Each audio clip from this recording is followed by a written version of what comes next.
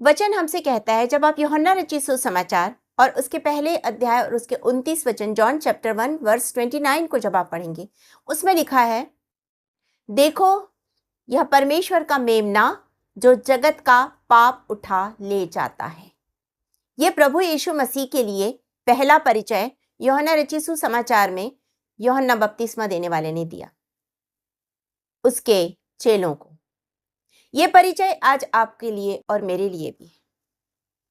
हमारा प्रभु, हमारा ईश्वर जीसस स्वर्ग छोड़कर आया मेरे लिए और आपके लिए, कि मैं और आप जो अधर्म और पाप में अपनी जिंदगी बिता रहे थे, हमारे पापों को, हमारे शापों को, हमारे अधर्म को, हमारी बुराई को, परमेश्वर से हमारे अलगाव को हमारी जिंदगी से निकाले। उसने मेरे लिए और आपके लिए स्वर्ग छोड़ा और इस संसार में आया। उसने मेरे लिए और आपके लिए पापों को उठाया, शापों को उठाया, इतना दुख सहा, इतनी वेदना सही जो हमारे समझ से परे, इतना अथाह दुख, इतनी पीड़ा आप कल्पना नहीं कर सकते हैं। आप कल्पना नहीं कर सकते। जब आप उस पीड़ा के बारे में सोचेंगे, उस पीड़ा के बारे में उस कल्पना करेंगे, उसके उस दुख की, उन कोड़ों के मार की कल्पना करेंगे जिसने उसके पीठ को छलनी कर दिया। आप जब कल्पना करेंगे उन कांटों के ताज की जो निरंतर चुभ रहे थे और उसमें जलन और तकलीफ थी, लहू बह रहा था उस चुभन से, उस जलन से, जब आप उसे महसूस करेंगे आपका जीवन बदल जाएगा।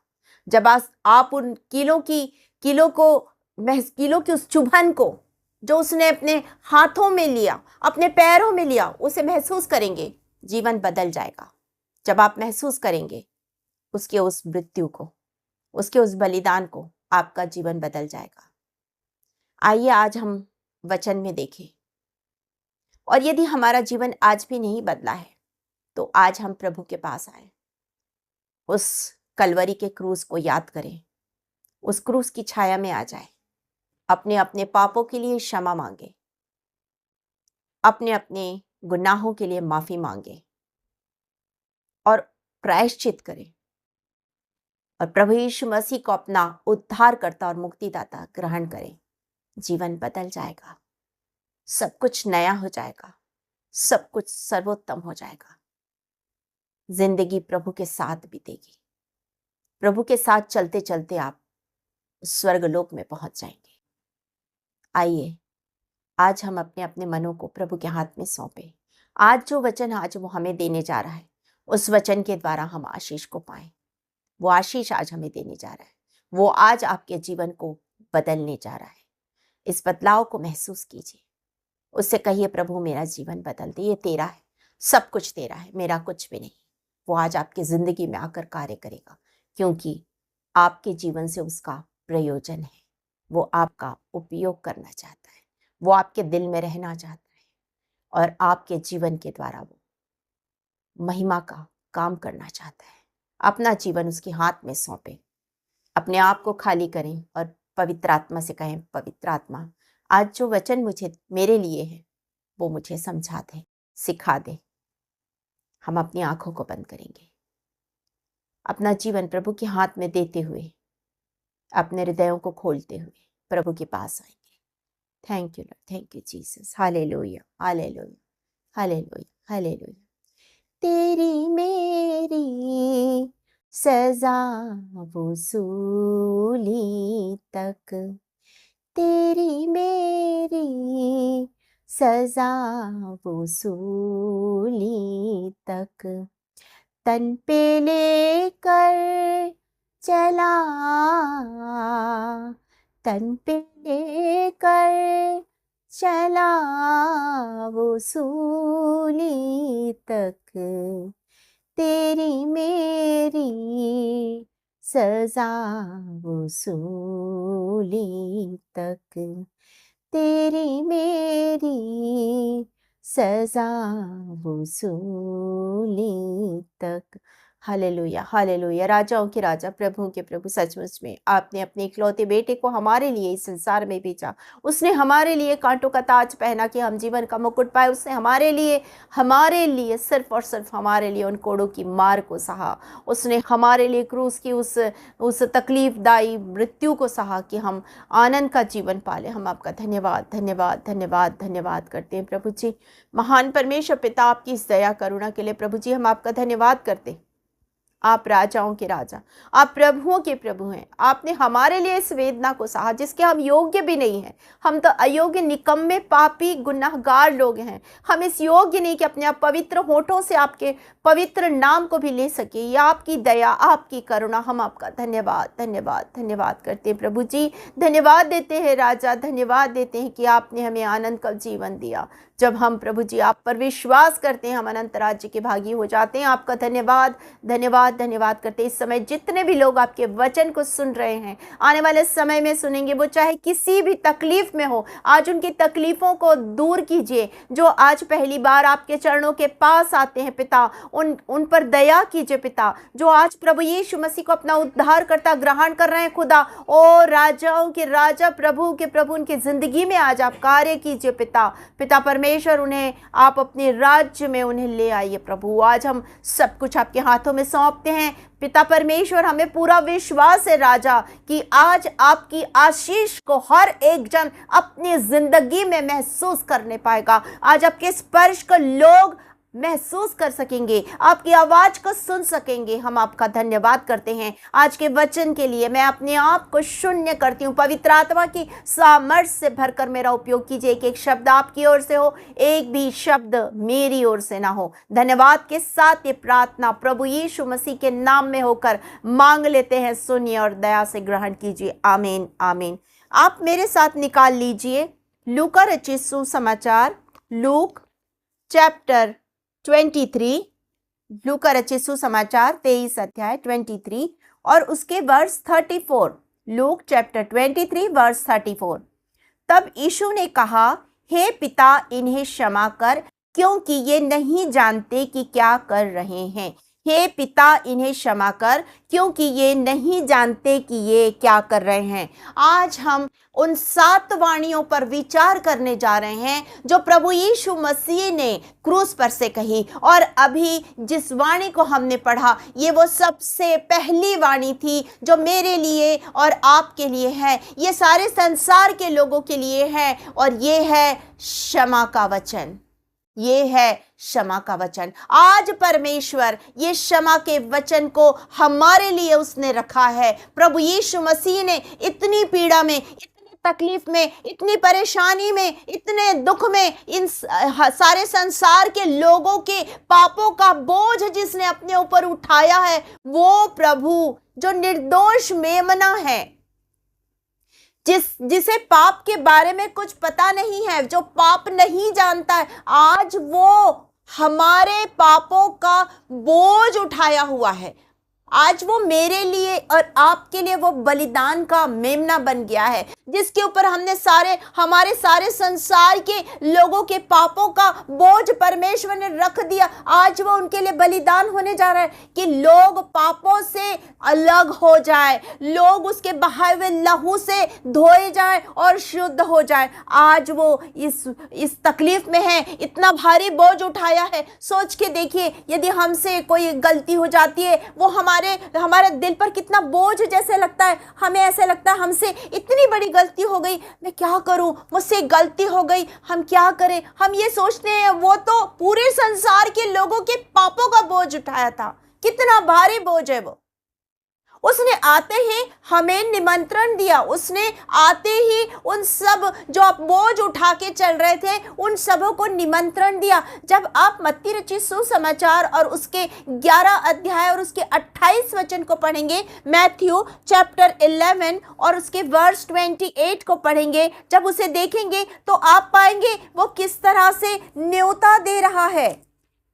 मैं आपके लिए पढ़ देती हूं। यहां पर लिखा है, सब परिश्रम करने वालों और बोझ से दबे लोगों, मेरे पास आओ, मैं तुम्हें विश्राम दूंगा, मैं तुम्हें विश्राम दूंगा। और उसके आगे लिखा, मेरा जुआ अपने ऊपर उठा लो और मुझसे सीखो, क्योंकि मैं नम्र और मन में दीन हूं, और तुम अपने मन में विश्राम पाओगे। आज जब वो इस संसार में आया, उसने आते ही हमें न्योता दिया, बोझ से थके और दबे लोगों मेरे पास आओ, मैं इस बोझ को उठाने आया हूं, मैं तुम्हें उस पाप के बोझ से आजाद करने आया, स्वतंत्र करने आया हूं। वो आपको और मुझे न्योता दे रहा है कि मैं और आप इस बोझ को हम उस समय से उठा रहे हैं जब से अदन के बगीचे में आदम और हवा ने पाप किया, वो आज्ञा उल्लंघन का पाप किया, और पाप जिंदगी में आ गया, मृत्यु जिंदगी में आ गई, शाप जिंदगी में आ गया, और मनुष्य ने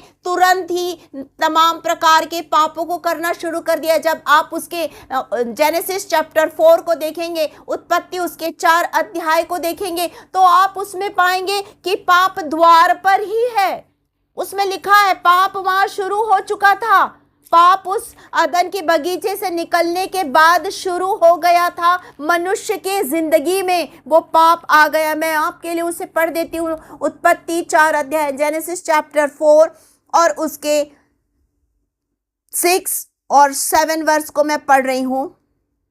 यहां पर लिखा हुआ है, तब यहोवा ने कैन से कहा, तू क्यों क्रोधित हुआ और तेरे मुंह पर उदासी क्यों छाई? यदि तू भला करे तो क्या तेरी भेंट ग्रहण ना की जाएगी? और यदि तू भला ना करे तो पाप द्वार पर छिपा रहता है और उसकी लालसा तेरी ओर होगी और तुझे उस पर प्रभुता करनी है। ये पहले से कहा परमेश्वर ने, पाप पर प्रभुता करो, लेकिन पाप ने हमारी जिंदगी में प्रभुता कर ली। आज शैतान हमारे जिंदगी में आकर काम करने लगा। वो मनुष्य को बहका रहा है, वो मनुष्य को सांसारिक बातों की ओर खींच रहा है। तमाम प्रकार की सांसारिक बातें आ गई हैं और मनुष्य पाप में फंसता चला जा रहा, इतना कि उस पाप के बोझ को उठाने हमारा प्रभु आ गया।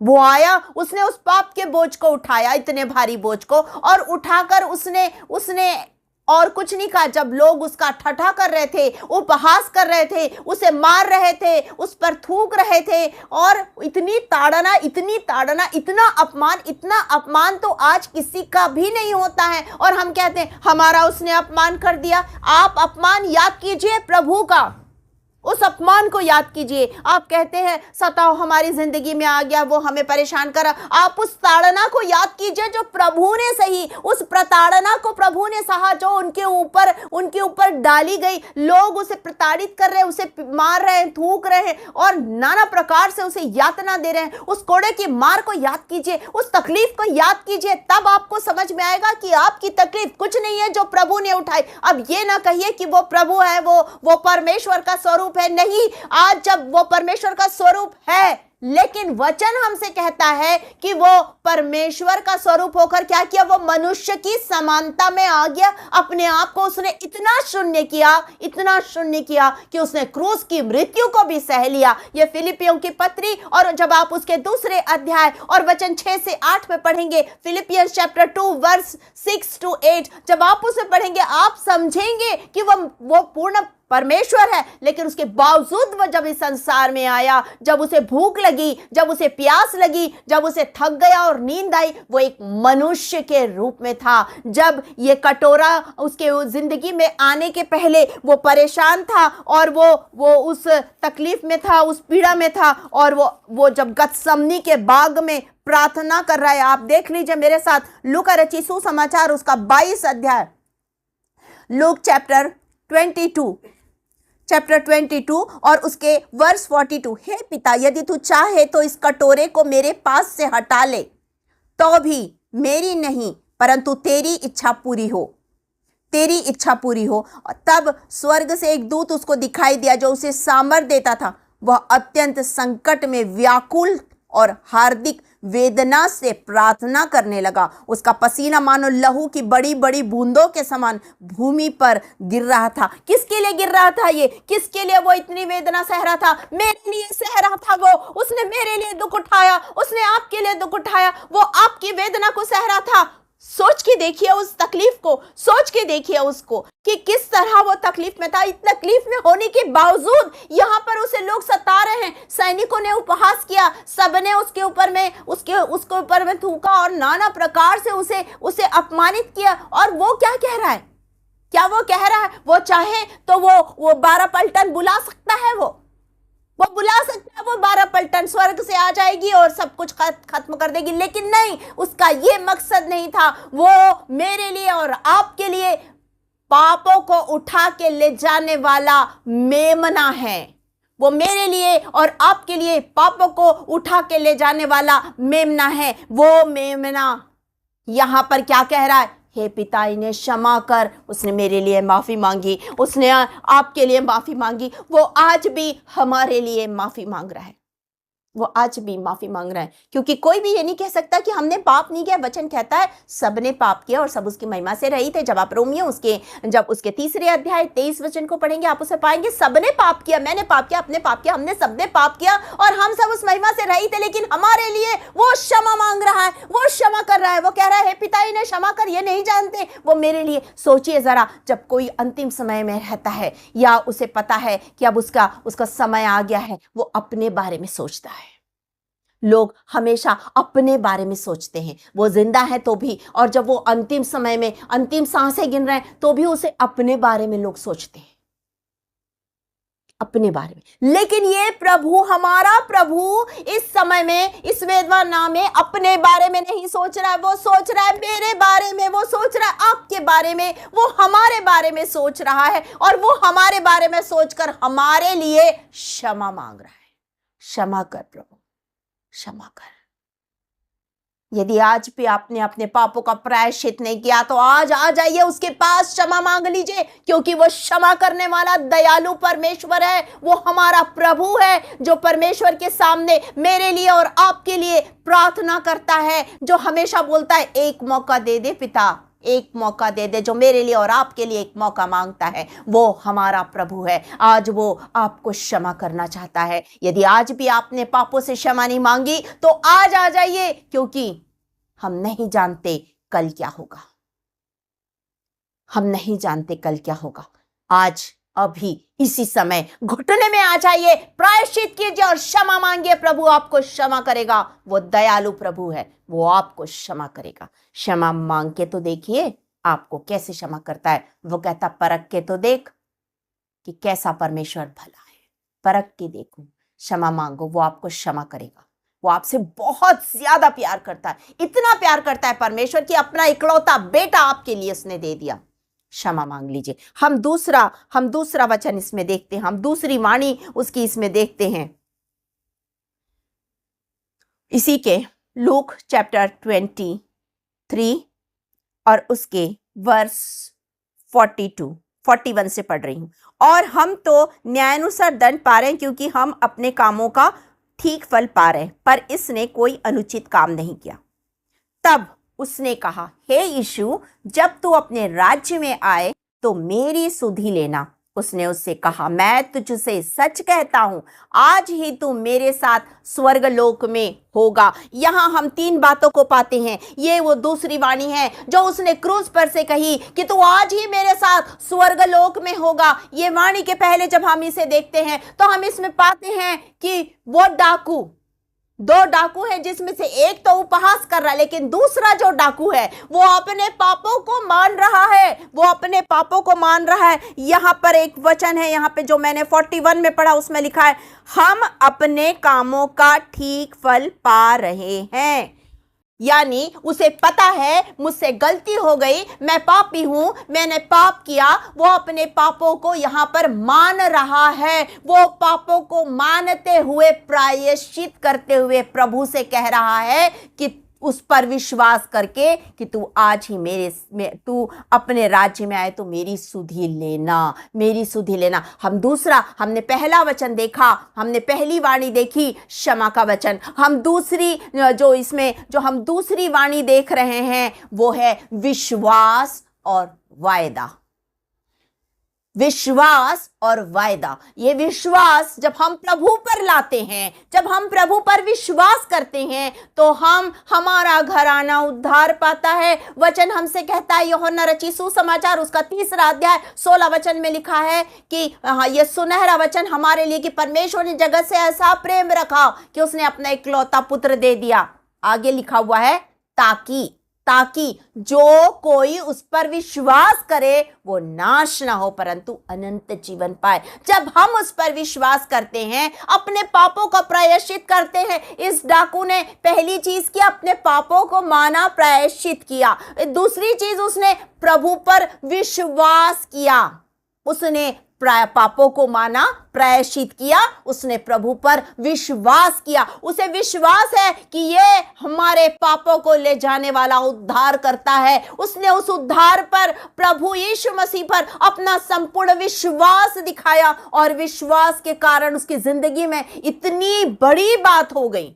उसका जीवन पहले कैसा था प्रभु को मतलब नहीं, लेकिन जैसे ही उसने यीशु को उद्धारकर्ता ग्रहण किया, उसकी जिंदगी में उद्धार आ गया। उसके जिंदगी में वो स्वर्ग राज्य में पहुंचने का मार्ग उसके लिए खुल गया। प्रभु यीशु मसीह उसके लिए घर बनाने लगा। याद कीजिए जक्कई को, जब आप लूका रचित सुसमाचार के 19 अध्याय को पढ़ेंगे और उसके 9 वचन को पढ़ेंगे तो उसमें लिखा है, आज इस घर में उद्धार आया। उस घर में उद्धार कब आया? जब जक्कई ने पश्चाताप किया, जब जक्कई ने प्रायश्चित करते हुए अपना सब कुछ, अन्याय के कामों को छोड़ा, अपनी संपत्ति दे दी, अन्याय करके जो फेर लिया उसे चौगुना फेर के वापस दे दिया। सोचिए जरा, जैसे ही उसने प्रायश्चित किया उसकी जिंदगी में उद्धार आया। जैसे ही डाकू ने प्रायश्चित किया उसकी जिंदगी में उद्धार आया। जैसे ही आप अपने पापों को मानेंगे, प्रायश्चित करेंगे, उद्धार आपकी जिंदगी में आ जाएगा। और उसका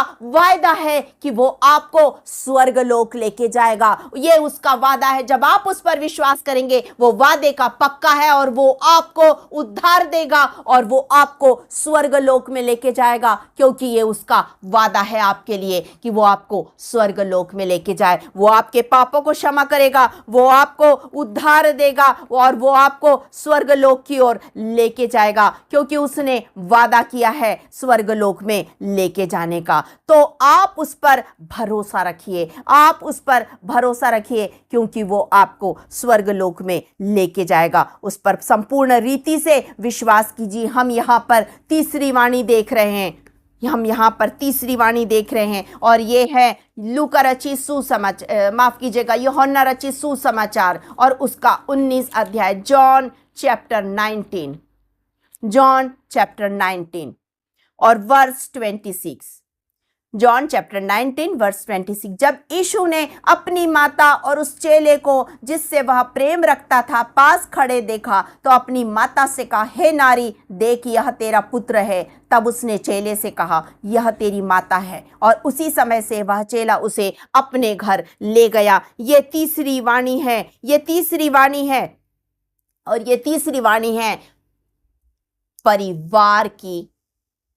परिवार के प्रति प्रेम और उत्तरदायित्व की। हमने पहली वाणी देखी क्षमा की, हमने दूसरी वाणी देखी विश्वास और वायदे की, हमने तीसरा जो वचन हम देख रहे हैं वो है परिवार के प्रति प्रेम और उत्तरदायित्व का। वो अपने परिवार से प्रेम करता, वो इस संसार का नहीं है, लेकिन जब वो इस संसार में भेजा गया तो उसने अपनी माता का सम्मान किया। जब आप यूहन्ना रचित सुसमाचार के 2 अध्याय को देखेंगे, जहां विवाह समारोह की घटना है और यीशु मसीह का पहला आश्चर्य कर्म है, वहां पर आप पाएंगे कि वहां पर उसने अपनी माता का सम्मान किया। जब उसकी माता ने कहा, यहां इस चीज की घटी हो गई, यहां दाखरस की घटी हो गई है, तब उसने अपनी माता से अवश्य ये कहा कि अभी मेरा समय नहीं आया है, लेकिन उसके बावजूद उसकी माता को विश्वास है कि मेरा यह पुत्र जिसे परमेश्वर ने दिया, जो पवित्र आत्मा से उत्पन्न हुआ है, जिसकी इस संसार में सांसारिक माता मैं कहलाती हूं, ये मेरी बात जरूर मानेगा। उसे ये विश्वास है, तभी तो उसने सेवकों से कहा कि जो भी कुछ ये कहे वो कर लेना। ये उसे विश्वास है उसकी मां को। कि ये जरूर होगा। मरियम को ये विश्वास है और मरियम का ये विश्वास हमेशा बना रहा। वो हमेशा प्रभु यीशु मसीह को देखती रही, वो हमेशा निरंतर प्रभु को देखती रही।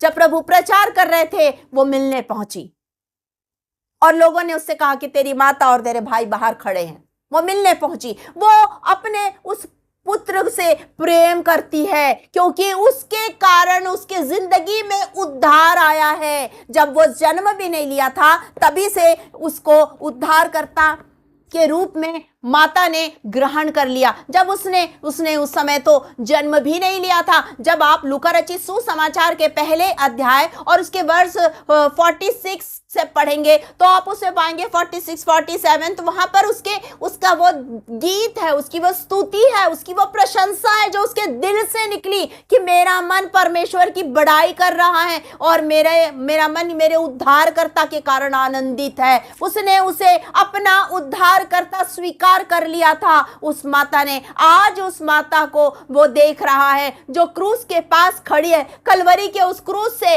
वहां पर जब वो इतनी तकलीफ में है, इतनी पीड़ा में है, उसे सारे संसार की चिंता है और वो उन्हें क्षमा कर रहा है। वो इतनी तकलीफ में है, वो इतनी पीड़ा में है और वो देख रहा है कि जो प्रायश्चित करती हुई एक आत्मा उसके पास आ रही है और कह रही कि अपने राज्य में आए तो मेरी सुधि लेना। उसने उसके उस पर विश्वास पर उसने अपने वादे को पूरा किया कि तू आज ही मेरे साथ स्वर्गलोक में होगा। अब वो इतनी तकलीफ और इतनी पीड़ा में अपनी माता को देख रहा है, अपनी उस सांसारिक माता को देख रहा है जो उसका उस समय वो करुणा से भरा हुआ है क्योंकि वो तरस का हृदय रखता है। उसने जब भीड़ को देखा वो तरस से भर गया कि ये भटकी हुई भेड़ों के समान है जिसके पास कोई चरवाहा नहीं। उसने उन भूखे लोगों को देखा, वो तरस से भर गया। उसने उस विधवा, नाइन नगर की उस विधवा को देखा जिसका पुत्र मर गया, वो तरस से भर गया। वो तरस से भर गया। वो तरस का हृदय रखता है, आज आपके लिए और मेरे लिए भी वो तरस का हृदय रखता है। वो चाहता है कि उसके पास आ जाए। वो उसी तरस के हृदय के साथ मेरी और आपकी प्रतीक्षा करता है। वो हर पल अपनी बाहों को फैला के हमारा इंतजार करता है। यहां पर उसने अपनी माता को उसी तरस से देखा, उसका हृदय करुणा से भर गया और उसने अपने उस उत्तरदायित्व को उस अपने प्रिय चेले के हाथ में सौंपा, यूहन्ना के हाथ में उसने दिया कि ये तेरी माता है, और माता से कहा ये तेरा पुत्र है। आज से तेरी सारी जिम्मेदारी ये उठाएगा। अपने उस उत्तरदायित्व को, पहले उठे पन के उस अधिकार को आज मैं इस पर रखता हूं। अब से ये तेरी चिंता फिक्र करेगा। और आज संसार में देखिए, माता पिता बोझ बन जाते हैं अपने बच्चों पर। बच्चे उन्हें जाके वृद्धाश्रम में छोड़ आते हैं। वो चिंता नहीं करते हैं, उनके कोई उत्तरदायित्व को नहीं उठाते हैं।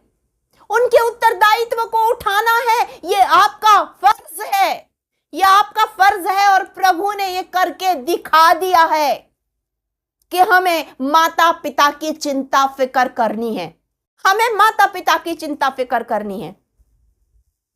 हम प्रभु को धन्यवाद देते हैं और मैं विशेष रूप से धन्यवाद देती हूं कि प्रभु ने मुझे अवसर दिया कि मैं अपने माँ की, अपने सास की, अपने ससुर की सेवा करने पाई हूं। और आज भी मेरे साथ वो रहते हैं क्योंकि मेरा उत्तरदायित्व है, मेरे पति का, हमारा उत्तरदायित्व है कि हम उनकी चिंता फिक्र करें और हम करते हैं उनकी चिंता फिक्र। आज आपसे भी मैं ये कह रही हूं, जब मैं कर सकती हूं तो आप भी कर सकते हैं। मेरे अंदर कोई काबिलियत नहीं है, मैं बहुत अच्छी नहीं हूं, उसके बावजूद मैं चिंता करती हूं। आप तो बहुत अच्छे हैं। चिंता करिए अपने बुजुर्गों की, अपने माता पिता की आपको फिक्र करनी है क्योंकि यीशु मसीह ने यही सिखाया है। उसने वो चिंता की और उसने उस चिंता को, उस परिवार के उस उत्तरदायित्व को उसने अपने चेले पर डाला और क्या कहा कि आज से ये तेरी माता है, आज से ये तेरी माता है। उसने अपने उस चेले से कहा, उस उत्तरदायित्व को, उस जिम्मेदारी को उसे पूरा करना है, उसे पूरा करना है। और देखिए उस चेले ने क्या किया, और उसी समय से वह चेला उसे अपने घर ले गया। उसने तुरंत उस उत्तरदायित्व को पूरा किया। जो कुछ प्रभु ने कहा उसने तुरंत उस बात को माना, उसने तुरंत उस बात को माना। तो हमने देखा क्षमा का वचन, हमने क्षमा का वचन देखा, हमने देखा विश्वास और वायदे के वचन को, हमने देखा यहां पर परिवार के उत्पत्ति, प्रेम और उत्तरदायित्व के वचन को जो प्रभु यीशु मसीह ने हमें सिखाया, उस पहलोठे के उस अधिकार को उसने पूरा किया। उसने मुझे और आपको सिखाया कि हमें माता पिता की चिंता फिक्र करनी है, हमें अपने आसपास के लोगों की चिंता फिक्र करनी है। उस चेले के जीवन से हम सीखने पाते हैं, जहां यीशु मसीह ने उस उत्तरदायित्व को दिया, उस चेले ने इनकार नहीं किया, नकारा नहीं कि मैं नहीं करूंगा, तुम्हारी माँ है तो और तुम्हारे भाई लोग हैं ना, तुम्हारे भाई लोग चिंता फिक्र कर लेंगे। नहीं, उसने ऐसा नहीं किया, वरन उसने क्या किया, उस उत्तरदायित्व को स्वीकारा। मतलब ये कि मुझे और आपको आसपास में लोगों को जो तकलीफ में हैं, जो पीड़ा में हैं, हमें उनके साथ खड़े होना है, उनकी चिंता फिक्र करना है। यीशु मसीह ने हमें यही सिखाया है कि हमें दूसरों की चिंता करनी है, हमें अपने अलावा हमें दूसरों से भी प्रेम करना है। और यही तो आज्ञा है कि अपने पड़ोसी से अपने समान प्रेम रख। हमें दूसरों से भी प्रेम करना है, हमें दूसरों की भी चिंता करनी है। यदि आपके दिल में यीशु रहता है तो आपकी आंखें उसकी दृष्टि से सारे संसार को देखेगी। उसकी दृष्टि प्रेम से भरी है, उसकी दृष्टि क्षमा से भरी है, उसकी दृष्टि चिंता फिक्र से भरी है, उसकी दृष्टि दूसरों के दुखों को देखने से भरी है। तो आज उस दृष्टि से आप देखिए और आप पाएंगे कि सचमुच में प्रभु आपकी जिंदगी में है, प्रभु आपके दिल में रहता है। हम यहाँ पर चौथी वाणी की ओर ध्यान देंगे, हम यहाँ पर चौथी वाणी की ओर ध्यान देंगे। मत्ती रचित सुसमाचार और उसके 27 अध्याय, मैथ्यू चैप्टर 27 और उसके वर्ष 45 और 46 को मैं पढ़ रही हूं। यहाँ पे लिखा है, दोपहर से लेकर तीसरे पहर तक उस सारे देश में अंधेरा छाया रहा। तीसरे पहर के निकट यीशु ने बड़े शब्द से पुकार कर कहा, एली एली लमा शबक्तिनी, एली एली लमा शबक्तिनी, अर्थात हे मेरे परमेश्वर तूने मुझे क्यों छोड़ दिया, हे मेरे परमेश्वर तूने मुझे क्यों छोड़ दिया है। ये है चौथी वाणी और ये है परित्याग की वाणी। परित्याग की वाणी है ये। यहां पर परमेश्वर ने उसे छोड़ दिया। क्यों छोड़ा परमेश्वर ने? जब आप उत्पत्ति और उसके तीसरे अध्याय को देखेंगे, जब परमेश्वर ठंडे समय में मनुष्य से मिलने आता है और मनुष्य ने पाप किया, आदम और हवा ने पाप किया, और क्या हुआ, उन्हें अदन के बगीचे से निकाल दिया गया, उन्हें परमेश्वर ने छोड़ दिया। ये पाप, जब मनुष्य के जिंदगी में पाप आता है तो परमेश्वर से वह अलग हो जाता है। और यहां तो सारे संसार के लोगों के पापों को प्रभु अपने ऊपर उठाए हुए हैं। सारे संसार के लोगों के पापों को यहाँ पर प्रभु ने अपने ऊपर उठाया है। यहाँ पर प्रभु ने अपने ऊपर उठाया है। और जब आप भजन संहिता की पुस्तक साम चैप्टर 22 वर्स 1 को देखिए, यहाँ पर क्या लिखा है। ये वचन जो पहले से ही निश्चित था वो पूरा हुआ। यहाँ पर लिखा है, हे मेरे परमेश्वर तूने मुझे क्यों छोड़ दिया, हे मेरे परमेश्वर तूने मुझे क्यों छोड़ दिया। तू मेरी पुकार से और मेरी सहायता करने से क्यों दूर रहता है, क्यों दूर रहता, तूने मुझे छोड़ दिया। अब तक जब तक वो निर्दोष मेमना है, परमेश्वर उसके साथ है। वो जो भी कार्य कर रहा, परमेश्वर उसके साथ है। हर पल परमेश्वर उसके साथ है। लेकिन जैसे ही उसने पाप को उठाया, पवित्र परमेश्वर दूर हो गया। जैसे ही उसने मेरे और आपके पापों को, अधर्म को, बुराई को उठा लिया, पवित्र परमेश्वर उससे दूर हो गया। वो अपने आप को उसने छिपा लिया, क्योंकि पवित्र परमेश्वर पाप बर्दाश्त नहीं कर सकता। याद रखिएगा, पाप बर्दाश्त नहीं कर सकता है। पाप के कारण ही, उसके पहले सोचिए, आदम और हवा तो परमेश्वर का आमने सामने मुख देखते थे ना, वहीं रहते थे। लेकिन जैसे ही पाप आया, वो डर गया, वो डर गया और छिप गया। और परमेश्वर ने उससे कहा, क्या तूने उस फल को खाया, उस आज्ञा को तोड़ा, और अब शाप आ गया, अब पाप आ गया, अब मृत्यु आ गई।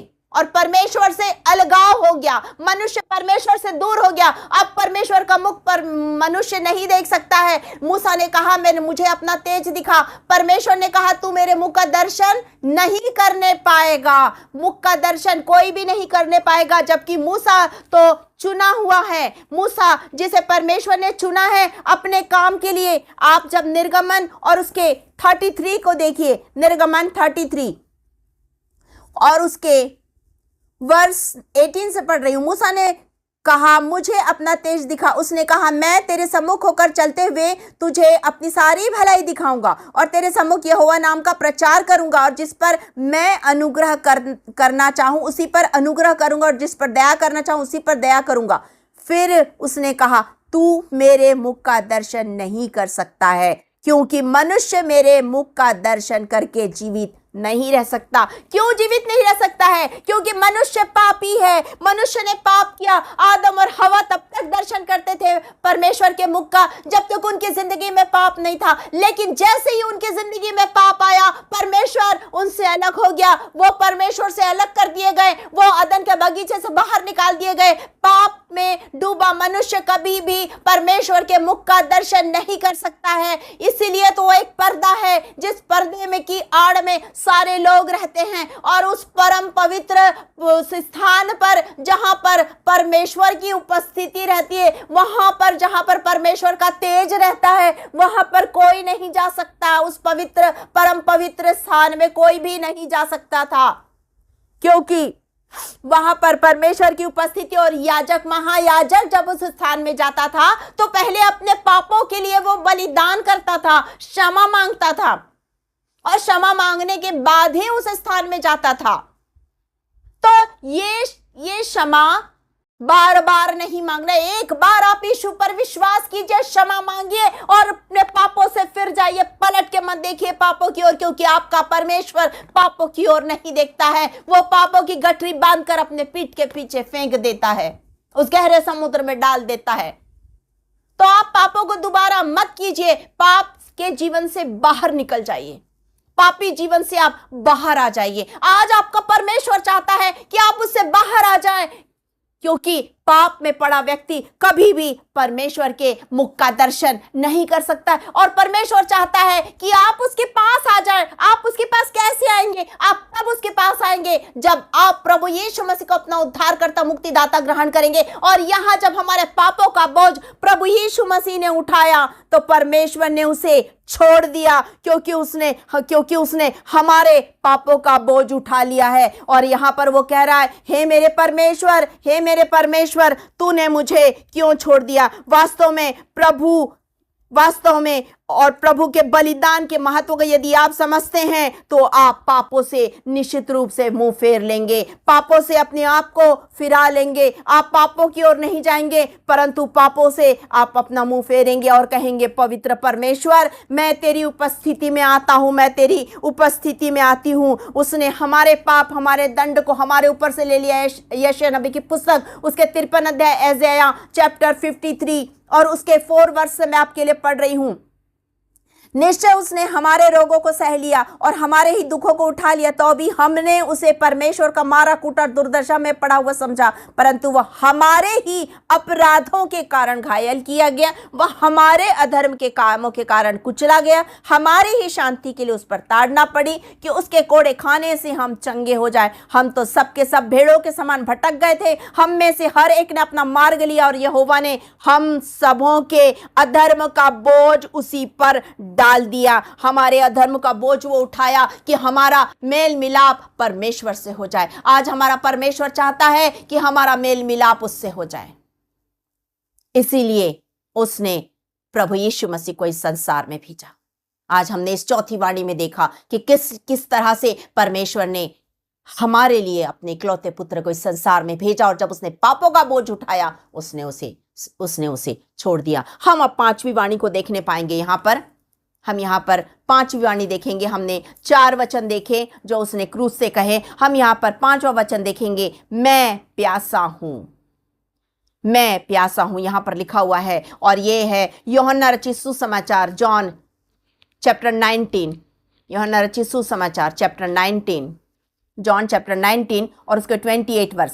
इसके बाद यीशु ने यह जानकर कि अब सब कुछ पूरा हो चुका, इसलिए कि पवित्र शास्त्र में जो लिखा गया था वह पूरा हुआ, और कहा मैं प्यासा हूँ, और मैं प्यासा हूँ। वहाँ सिरके से भरा हुआ एक बर्तन रखा था, अतः उन्होंने सिरके में भिगाए हुए स्पंज को जूफे में रखकर उसके मुंह पर लगाया। मैं प्यासा हूँ। ये है परमेश्वर की, यीशु मसीह की वो पीड़ा जो यहाँ पर वो प्रकट कर रहा है। ये वो पीड़ा है जिसे वो प्रकट कर रहा है। जब आप फिलिपियों की पत्री और उसके दूसरे अध्याय फिलिपियंस चैप्टर 2 और उसके वर्ष 6 से लेकर 8 तक पढ़ेंगे तो आप उसमें देखेंगे कि वो परमेश्वर है, लेकिन वो मनुष्य की समानता में हो गया। अब उसके अंदर वो पीड़ा है। तो ये हमने पहला देखा क्षमा का वचन, हमने दूसरा देखा विश्वास और वायदे का वचन, हमने तीसरा देखा परिवार के प्रति प्रेम और दायित्व का वचन, हमने चौथा वचन देखा परित्याग का वचन जिसे परमेश्वर ने छोड़ दिया था यीशु मसीह को। हम पांचवा देख रहे हैं पीड़ा का वचन, उस अथाह वेदना, उस पीड़ा को सोचिए, महसूस कीजिए। वो पूरा रात यहां से वहां घुमाया जा रहा है, उसे यहां से वहां वो घूम रहा है, उसे इधर से उधर लेके जा रहे हैं, इसके पास, कभी कैफा महायाजक के पास, कभी पिलातुस के पास, उसको यहां से वहां तक रात भर उसको तकलीफ दी, रात भर उसको मारा पीटा गया, उसके पर उसने कोड़े की मार सही, उसने कांटों का ताज सहा। आप उसको सहन करके देखिए, आपको थोड़ी सी सुई भी चुभ जाती, कितनी तकलीफ होती। वो तो इतनी पीड़ा में है, इतनी पीड़ा में, इतनी वेदना में है। वो इस समय मनुष्य के रूप में कह रहा है मैं प्यासा हूं, क्योंकि वो पीड़ा में है, वो तकलीफ में है। वो थक गया था और वो जब नाव जा रही थी वो थक गया और वो नाव के पिछले हिस्से में जाकर सो गया। क्यों? क्योंकि वो उस वक्त मनुष्य के रूप में थका हुआ था। उसे भूख लगी क्योंकि वह मनुष्य के रूप में भूखा था। उसे प्यास लगी क्योंकि वह मनुष्य के रूप में प्यासा था। आज उसे मनुष्य के रूप में प्यास लगी है। जब वो परमेश्वर, पूर्ण परमेश्वरत्व में था, उसने सामरी स्त्री से कहा जीवन का जल मैं हूं। उसने आपसे और मुझसे कहा। जब आप उसको देखते हैं तो आप उसे पाते, उसमें लिखा हुआ है, जब आप यूहन्ना रचित सुसमाचार के 6वें अध्याय को देखेंगे, उसके 36 वचन को, 35-36 वचन को, तो आप उसमें पाएंगे मैं जीवन की जो रोटी हूं, जो मैं और जीवन का जल हूं, जो मेरे पास आएगा वो कभी भूखा ना होगा, वो कभी प्यासा ना होगा। आज वो इस वेदना में वो पाप का बोझ उठाया हुआ है, परमेश्वर ने उसे छोड़ दिया है, वो पाप के बोझ को उठाए हुए है, वो उठाए हुए उस पाप के बोझ को, उस अधर्म के भारी बोझ को उठाया हुआ है उसने। और उसने उस वेदना में उस बोझ को जो इतना भारी है उसे उसने उठाया, और अब वो वाकई में प्यासा है और वह कह रहा है मैं प्यासा हूं। ये उसकी पीड़ा है। वो पीड़ा को महसूस कीजिए, उस प्यास की, उस पीड़ा को महसूस कीजिए कि वो कितनी तकलीफ में है, और इतनी तकलीफ में होकर आज वो कह रहा है मैं प्यासा हूं। और उन्होंने क्या किया? वो सिरका, जब आप उसके बारे में पढ़ेंगे, आप उसके बारे में पढ़ेंगे तो जानेंगे, जो सिरका जो डुबो के दिया जाता था, स्पंज में जूफे में रख के जो दिया जाता था, वो थोड़े से दर्द को, तकलीफ को दूर करने वाला होता था, लेकिन यीशु मसीह ने उसे पिया नहीं।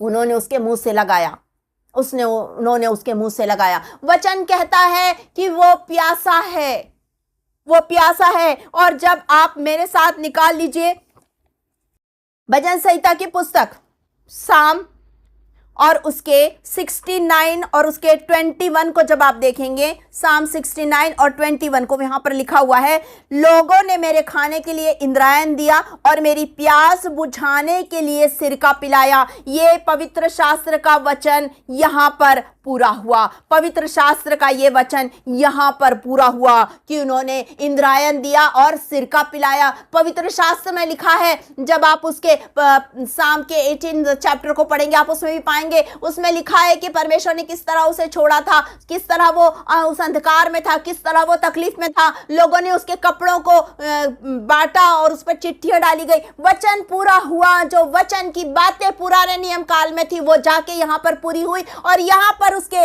वो प्यास के बारे में यहाँ पर ये उसकी पीड़ा और उसके दुख को और उसकी तकलीफ को दिखा रहा है कि उसने किस तरह मेरे लिए और आपके लिए दुख उठाया। वो पूरी रीति से परमेश्वर यहाँ आज पूरी रीति से वो मनुष्य बन गया। उसने अपने आप को इतना दीन किया। फिलिपियों की पत्री में पौलुस कहता है उसने अपने आप को इतना दीन किया कि उसने क्रूस की, हाँ क्रूस की मृत्यु को भी सह लिया, उसने क्रूस की मृत्यु को भी सह लिया। यहां पर ये वचन पूरा होता है कि वो प्यासा है, और जैसे ही उसने कहा कि वो प्यासा है, और उसके बाद में वो सारे अधर्म, सारे पाप का जब बोझ उठाया, और उसके बाद उसने देखा कि मैंने सारा काम पूरा कर दिया।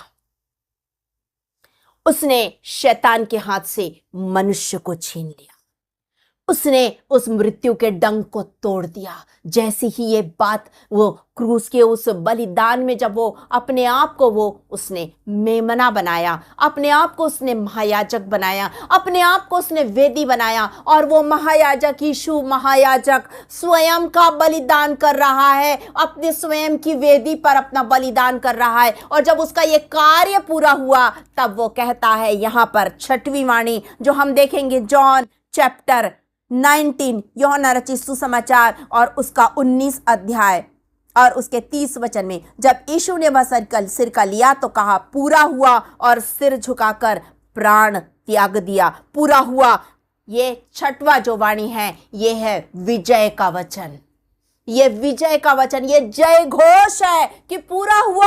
अधर्म लोगों की जिंदगी से मैंने निकाल लिया पिता, मैंने उनको पाप के जीवन से निकाल लिया पिता, उन्हें अंधकार की शक्तियों से खींच लिया पिता। मैं जिसे तूने जगत में ज्योति बना के भेजा, मैंने अपनी ज्योति दे दी उनको। जो मेरे पास आता है, अंधकार में पड़ा हुआ व्यक्ति जब मेरे पास आता है, मैं उसे अंधकार से निकालता हूं, अपनी ज्योति उसे देता हूं और कहता हूं तुम जगत की ज्योति हो। मैं उसे अंधकार से निकालता हूं, मैं उससे कहता हूं मैं तुम्हारे लिए जीवन की रोटी हूं, मैं तुम्हारे जीवन का जल हूं, मैं तुम्हें, जो मेरे पास तुम आए हो, कभी भूखे नहीं रहोगे, कभी प्यासे नहीं रहोगे, मैं तुम्हारी चिंता फिक्र करूंगा, मैं तुम्हारे लिए घर बना रहा हूं और मैं तुम्हें आके वहां ले जाऊंगा। ये हमारा प्रभु है जिसने इस सारे कार्यों को पूरा किया, और पूरा करने के बाद क्या कहा, पूरा हुआ। उसका वो विजय घोष है, वो जय घोष उसने किया कि पूरा हुआ, शैतान अब तू कुछ नहीं कर सकता है, क्योंकि मैंने उस काम को पूरा कर दिया, मैंने तुझे हरा दिया है, तू हारा हुआ है, तू हार गया है। आज आप शैतान से डरते हैं, क्यों डरते हैं शैतान से? शैतान तो हारा हुआ है, वो आपकी जिंदगी में कुछ नहीं कर सकता है, क्योंकि आपकी जिंदगी का मालिक आपका प्रभु है, आपका स्वामी वही है, और उसके पास सारे पृथ्वी का सब कुछ का अधिकार उसके पास है, वो अधिकार प्राप्त है। और वचन हमसे कहता है, जब आप मत्ती रचित सुसमाचार और उसके 28 अध्याय को देखेंगे, मत्ती रचित सुसमाचार और उसके 28 अध्याय, मैथ्यू चैप्टर 28 और उसके 18 वर्ष को यीशु ने उनसे पास आकर कहा, स्वर्ग और पृथ्वी का सारा अधिकार मुझे दिया गया है। अब उसे वो सारा अधिकार मिल गया। कब? उसके पहले वो अधिकार नहीं था, जब वो संसार में आया और जब उसने अपनी सेवकाई शुरू की। जब आप मैथ्यू चैप्टर 4 और वर्ष 1 से 10 तक पढ़ेंगे, आप उसे पाएंगे कि वो उपवास कर रहा है, और वो उपवास कर रहा है तो वहां पर शैतान आकर उसे बहकाने की कोशिश कर रहा है। शैतान वहां हार गया। उसने सारा वैभव दिखाकर कहा, ये सब कुछ मेरा है, मेरे चरणों में झुक जा, ये सब कुछ तुझे मिल जाएगा। अब यीशु मसीह ने उस क्रूस की मृत्यु में वह सब कुछ छीन लिया उससे, वह सब कुछ छीन लिया। अब स्वर्ग और पृथ्वी का सारा अधिकार प्रभु यीशु मसीह के पास है। ये हमारे लिए जय की बात है, और वो हमें जय के उत्सव में लेके चलता है। हमारे लिए जय की बात है, हमारी जय हो गई, हमें प्रभु ने विजय दिलाई, प्रभु ने विजय पाई, और मुझे और आपको वो विजयी जीवन दिया। शैतान आपका कुछ नहीं बिगाड़ सकता है। शरीर नाश हो जाएगा, लेकिन आत्मा, शैतान उसे छू भी नहीं सकता है। यदि ये आप प्रभु के हैं, आपकी आत्मा को शैतान छू नहीं सकता है। याद रखिएगा प्रिय लोगों, शैतान से मत डरिए, वो हारा हुआ है, वो कुचला हुआ है, उससे मत डरिए, क्योंकि प्रभु यीशु मसीह ने अपने कार्य को, जिस कार्य के लिए, जिस मिशन को लेके वो इस संसार में आया कि मैं परमेश्वर से जो मनुष्य की दूरी हो गई है, उसे मैं वापस, उस अलगाव को मैं वापस दूर करूंगा, और परमेश्वर के साथ, पिता के साथ उसके बच्चों को वापस लेकर जोड़ूंगा। उसने उस मिशन को पूरा किया। वो पाप को, वो अधर्म को, अंधकार को अपने जो इन मनुष्य के जिंदगी में है, उसे मैं निकालूंगा, और उसने उस कार्य को पूरा किया, और उसने कहा पूरा हुआ। उसने कोड़े खाए और चंगाई रख दी। रिसीव कीजिए प्रियो, चंगाई को रिसीव कीजिए। उसने आपके लिए चंगाई रखी, उसे रिसीव कीजिए। उसने उस कार्य को पूरा किया और कहा पूरा हो गया। उसने सब हमारी जिंदगी से हर दुख को, हर पीड़ा को, हर तकलीफ को निकाल दिया। उस पर विश्वास कीजिए। आपके ऊपर यदि कोई बोझ है, आज उसके पास आ जाइए और बोलिए, प्रभु इस बोझ को तू ले ले, क्योंकि तूने मुझसे वादा किया है मेरे इस बोझ को तू लेकर मुझे विश्राम देगा। आज मुझे विश्राम दे दे। वो आपको विश्राम देना चाहता है, क्योंकि उसने उस कार्य को पूरा कर लिया और कहा पूरा हुआ। उसने कहा पूरा हुआ। हम आखिरी वाणी देखेंगे इसमें। हमने पहला देखा क्षमा का वचन, हमने दूसरा देखा विश्वास, विश्वास और वायदे का वचन, हमने तीसरा देखा, हाँ जो हम इसे देख रहे हैं तो हमने तीसरा वचन देखा परिवार के प्रेम और उत्तरदायित्व का, हमने चौथा वचन देखा परित्याग का, हमने पांचवा वचन देखा पीड़ा का, हमने छठवां वचन देखा विजय का, और अब हम सातवां वचन देख रहे हैं जो लूका रचित सुसमाचार उसके 23 अध्याय, लूक चैप्टर 23 और उसके वर्ष 46 में लिखा है। और यीशु ने बड़े शब्द से पुकार कर कहा, हे पिता, मैं अपनी आत्मा तेरे हाथों में सौंपता हूं। और यह कहकर प्राण छोड़ दिए। मैं अपनी आत्मा तेरे हाथों में सौंपता हूं। ये था आखिरी वचन, जो सातवां वचन जो उसने कहा। और ये सातवां वचन है समर्पण का वचन। ये है समर्पण का वचन। हमारे जिंदगी में क्षमा से शुरू हुआ, अब वो चाहता है कि हम समर्पण में पहुंचे। हमें समर्पण करना है। उसने अपनी आत्मा परमेश्वर के हाथ में सौंप दी। उसने कहा, हे पिता, मैं अपनी आत्मा तेरे हाथों में सौंपता हूं। आज आपकी बारी है, मुझे और आपको कहना है, प्रभु मेरी आत्मा तेरे हाथों में रहे। क्योंकि हमारी जिंदगी में जब पाप आ गया, शाप आ गया, बुराई आ गई, हम परमेश्वर से दूर हो गए, हम आत्मिक रूप से दूर हो गए, हम सांसारिक रूप में जीवन जीना शुरू कर दिए, हम सांसारिक शारीरिक दशा में जीने लगे। और अब यीशु मसीह जब आया हमारी जिंदगी में, उसने हमारी जिंदगी से उस सारी बातों को दूर किया जिसके कारण हम परमेश्वर से दूर है। उस अलगाव को उसने दूर किया और हमारा मेल परमेश्वर से करा दिया।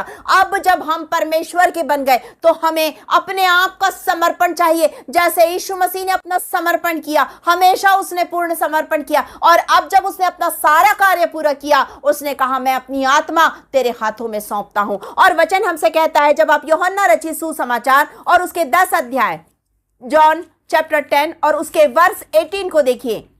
जॉन चैप्टर 10 वर्ष 18 मैं आपके लिए पढ़ देती हूं। यहां पर लिखा है, कोई मुझे उससे नहीं छीनता। 17 से पढ़ रही हूं। पिता इसलिए मुझसे प्रेम रखता है कि मैं अपना प्राण देता हूं कि उसे फिर ले लूं। अपना प्राण देता हूं। परमेश्वर ने यह अधिकार अपने पुत्र को दिया है कि वो अपना प्राण दे दे, अपना प्राण ले ले।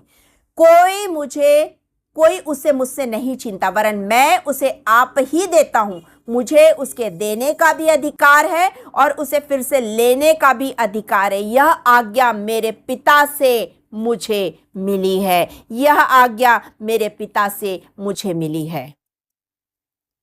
ये उसका समर्पण है, उसको अधिकार है। वो चाहता, अगर वो चाहता तो वो बोलता कि नहीं, मैं नहीं करूंगा, मैं ऐसे ही रहूंगा।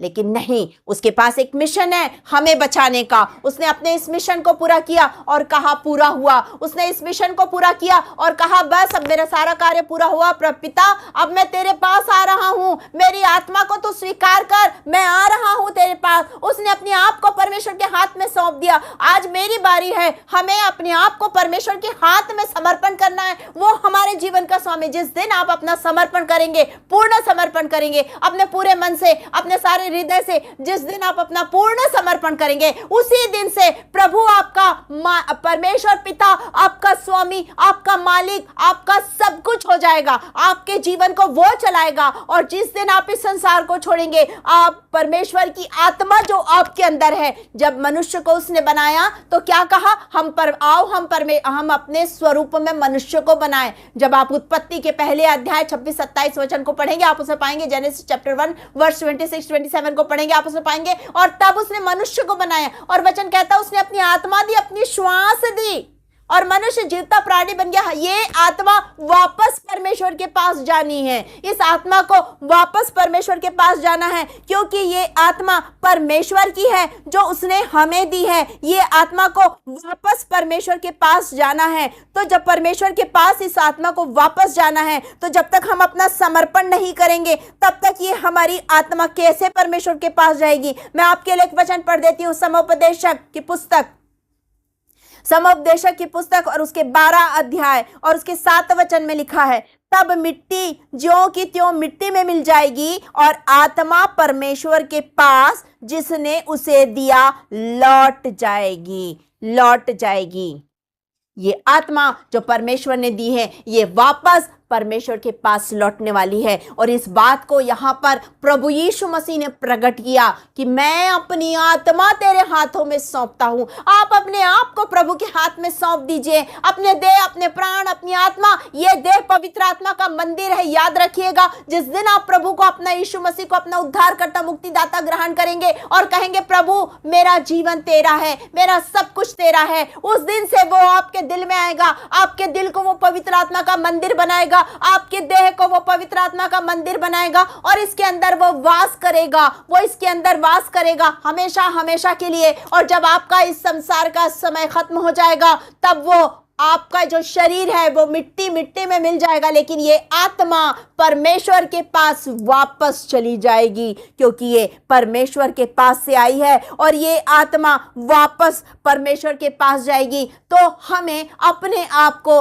परमेश्वर के हाथ में सौंपना है। वो हमारा प्रभु है, वो आज आपके दिल के दरवाजे पर दस्तक दे रहा है, वो आपके दिल में आना चाहता है, वो हमेशा हमेशा के लिए आपकी जिंदगी में आकर रहना चाहता है। और मैं वचन एक पढ़ रही हूं आपके लिए, प्रकाशित वाक्य की पुस्तक, रेवलेशन चैप्टर 3, प्रकाशित वाक्य की पुस्तक रेवलेशन चैप्टर 3 और उसके वर्स 20। देख मैं द्वार पर खड़ा हुआ खटखटाता हूं, यदि कोई मेरा शब्द सुनकर द्वार खोलेगा तो मैं उसके पास भीतर आकर उसके साथ भोजन करूंगा और वह मेरे साथ। और उसके आगे एक बहुत बड़ी आशीष लिखी है, जो जय पाए मैं उसे अपने साथ अपने सिंहासन पर बैठाऊंगा, जैसे मैं भी जय पाकर अपने पिता के साथ उसके सिंहासन पर बैठ गया। जिस दिन आप अपने आप का पूर्ण समर्पण करेंगे, जिस दिन आप अपने आप को प्रभु के हाथ में सौंप देंगे, उस दिन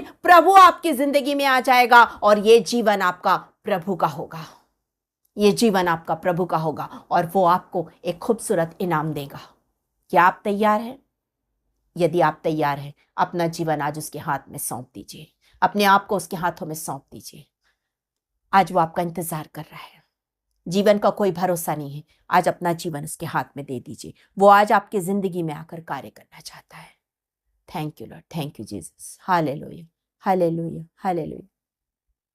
thank you Lord, thank you Jesus, hallelujah, hallelujah. आपका धन्यवाद करते हैं खुदा। ओ थैंक यू जीसस। इस समय जितने भी लोग अपने प्रार्थना निवेदनों को लाए, उन सब के लिए हम प्रार्थना करते, चाहे वो किसी भी प्रकार के बोझ के नीचे दबे हो, उनके ऊपर कर्ज का बोझ हो या किसी भी प्रकार का बोझ हो, आज प्रभु वो बोझ उतार रहा है। आप प्रभु के पास आ जाइए। यदि आप बीमार हैं, प्रभु आज आपको छू रहा, आपको चंगा कर रहा है। यदि अपनी संतान है, विश्वास के साथ प्रभु की ओर ताकिए, वो आपकी प्रार्थना सुन रहा है। जो विवाह योग्य, उनका विवाह जल्द से जल्द होने जा रहा है। जो बेरोजगार है, उन्हें जल्द से जल्द उनके लिए आशीष के द्वार को प्रभु खोल रहा है। आप उससे प्रवेश करेंगे और आशीष को पाएंगे। जो सेवकाई कर रहे हैं, उनके मिनिस्ट्री को प्रभु बहुतायत की आशीष दे रहा है। अपने आप को प्रभु के हाथ में सौंपिए, प्रभु से कहिए, प्रभु मेरी जिंदगी में आकर कार्य कर। Thank you Jesus, thank you Lord.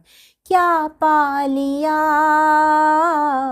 दुनिया से तू है मुसाफिर, सोचो जरा मंजिल तेरी जाना कहाँ, पहुँचे कहाँ तू अंत में, क्या पा लिया दुनिया से तू। सचमुच हमने दुनिया से कुछ नहीं पाया, लेकिन हमारे लिए स्वर्ग में एक बहुत बड़ा फल रखा हुआ है। स्वर्ग में हमारे लिए घर बन रहा है, जहां हम परमेश्वर का दर्शन करने पाएंगे, जहां हम प्रभु यीशु मसीह के साथ रहेंगे, जहां हम स्वर्गदूतों के साथ मिलकर स्तुति प्रशंसा करने पाएंगे। प्रभु ऐसे जीवन के लिए हम धन्यवाद धन्यवाद धन्यवाद करते हुए इस समय हम सारे के सारे लोग, जितने भी देशों के लोग इस समय जुड़े, उन सारे देशों के लोगों के साथ इस समय हम आपके चरणों के पास आते, आपका धन्यवाद करते राजा, आज के दिन, आज के समय के लिए, दिन, इस समय जो आपने हमारे लिए निर्धारित किया, आपका धन्यवाद करते हैं। आज के वचन के लिए धन्यवाद करते होने दीजिए पिता की ये सातों वाणी हमारे जीवन को परिवर्तित कर सके पिता, हमारी लाइफ चेंज हो जाए। प्रभु हम आपका धन्यवाद देते हैं, धन्यवाद देती हूँ राजा, जब मैंने अपने आप को शून्य किया, आपने मुझे आत्मा की सामर्थ्य से भरकर मेरा उपयोग किया। आज जितने भी प्रार्थना निवेदन आपके पास आए हैं पिता, उन सबों के लिए हम आशीष मांगते हैं, उन सबों के लिए हम चंगाई मांगते हैं, उन सबों के बोझ को उतार दीजिए, उन सबों के लिए आशीष के द्वारों को खोल दीजिए पिता। आपका धन्यवाद धन्यवाद धन्यवाद करते, प्रार्थना यीशु मसीह के नाम में होकर मांग लेते, सुनिए और दया से ग्रहण कीजिए। आमीन आमीन। आप सबों को एक